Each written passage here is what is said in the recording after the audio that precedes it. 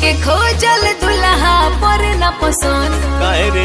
शादी न करब अब ही पढ़ के बमन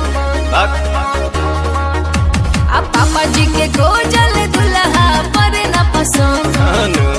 शादी न करब अब ही पढ़ के बमन सुन तनई हर में ढेरे कॉलेज भइल सेज वाला एज भइल ना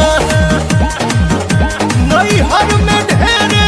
कॉलेज भइल सेज वाला एज भइल ना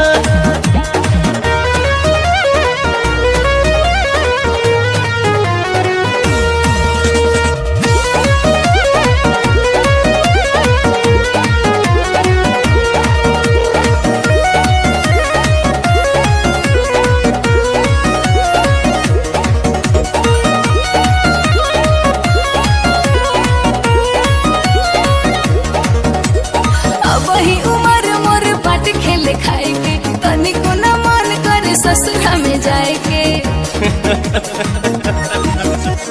अब ही उम्र मोर बाट खेले खाए के तनिको न मन करे ससुरा में जाए के बोला बाबिया साही कुंवारे कबले रहबू अपना जवानिया के बोझा कबले सहबू इतना दिन कैसे परहेज भइल सेज वाला एज भइल नई हर में ढेरे कॉलेज भइल सेज वाला एज भइल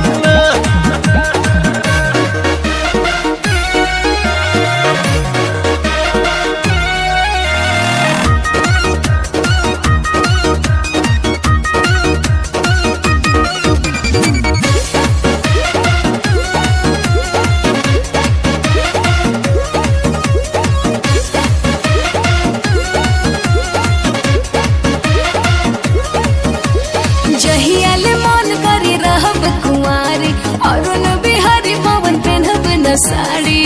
अच्छा एज जहियाल मन करे रहब कुंवारी अरुण बिहारी पवन पहनब न साड़ी मुहवा पर ही नहीं लाइट एहो बुची चढ़ी जाई 40 के उमेरिया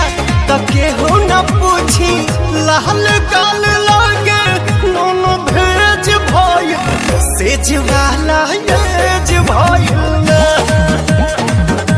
नई हर में ढेरे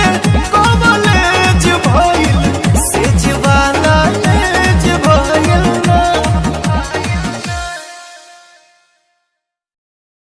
अगर आप चाहते हैं तो इसका वीडियो सबसे पहले आप तक पहुंचे तो लाल बटन को दबाकर चैनल को सब्सक्राइब जरूर करें और साथ में बेल आइकन